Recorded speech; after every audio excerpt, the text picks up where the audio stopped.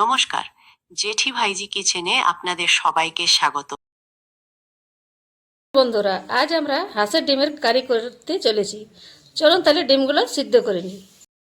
Pressure cooker বসিয়ে দিয়েছি, এটার মধ্যে আমরা সিদ্ধ করে নেব। তাতে জল দিয়ে দিচ্ছি, তারপরে ডিমগুলো দিয়ে দিব। এক এক করে ডিমগুলো সব ছেড়ে দিচ্ছি। ডিম আর আলু একসাথে সিদ্ধ করে নেব। এরপর আলুগুলোকে দিয়ে দিচ্ছি, একই সাথে সিদ্ধ করে নেব।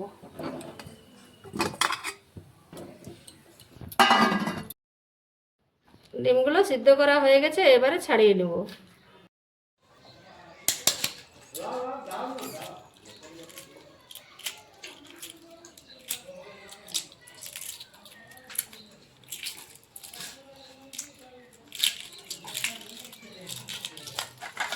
ডিমগুলোর খোসা ছাড়ানো হয়ে গেছে, চলুন তাহলে ভেজে নিই।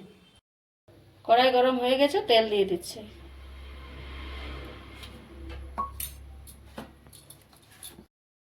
সামান্য পরিমাণে হলুদ গুঁড়া দিয়ে দিচ্ছি।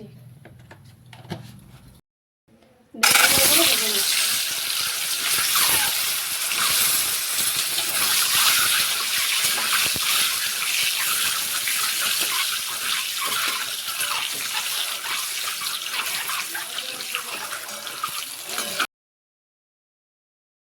ভাজা হয়ে গেছে, এবারে তুলে নিচ্ছি।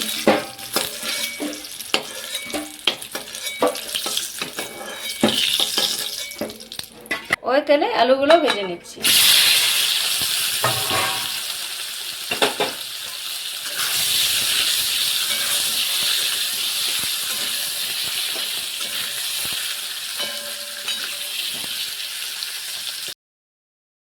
আলুগুলো লাল লাল করে ভাজা হয়ে গেছে, এবারে তুলে নিচ্ছি।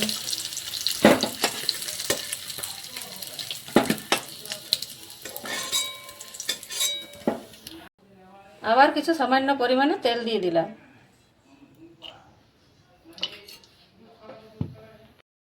এরপর ফোড়ন দিয়ে দিচ্ছি, 5 ফোড়ন, জিরা ফোড়ন আর লঙ্কা ফোড়ন।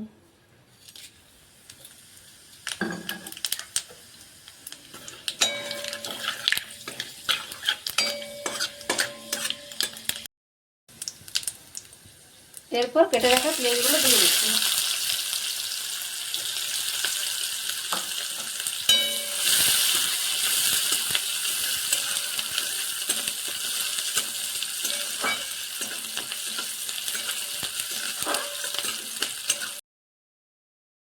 এবারে ধনিয়া গুঁড়া দিয়ে দিচ্ছি। এবারে হলুদ গুঁড়া দিয়ে দিচ্ছি।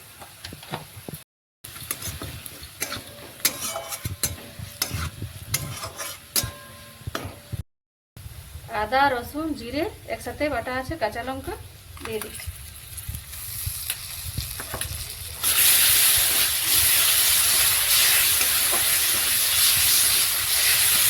সামান্য কিছু জলও দিয়ে দিচ্ছি।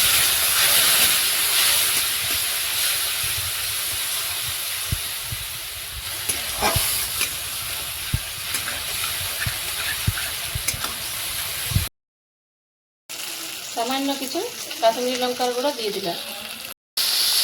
মশলাটা ভালোভাবে কষে নেব। মশলাটা কি যতক্ষণ না তেল ছাড়ছি, মশলাটা ভালো করে কষাতে হবে।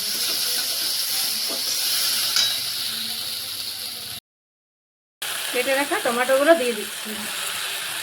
টমেটোগুলো ভালোভাবে ভেজে নেব যতক্ষণ না টমেটোর কাঁচা গন্ধটা যাচ্ছে।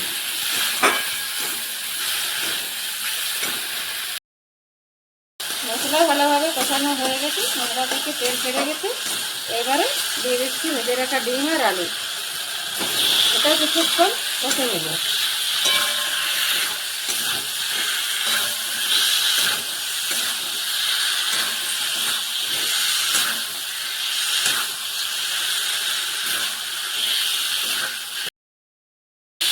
ডিম আলু ভালোভাবে কষানো হয়ে গেছে, এবারে দিয়ে দেবো জল।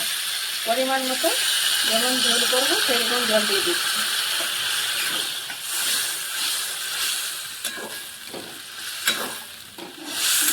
আমাদের ডিমের কারি হয়ে গেছে। আপনারাও এভাবে বাড়িতে বানিয়ে দেখবেন। ভালো লাগলে লাইক করবেন আর অবশ্যই আমাদের পাশে থাকবেন।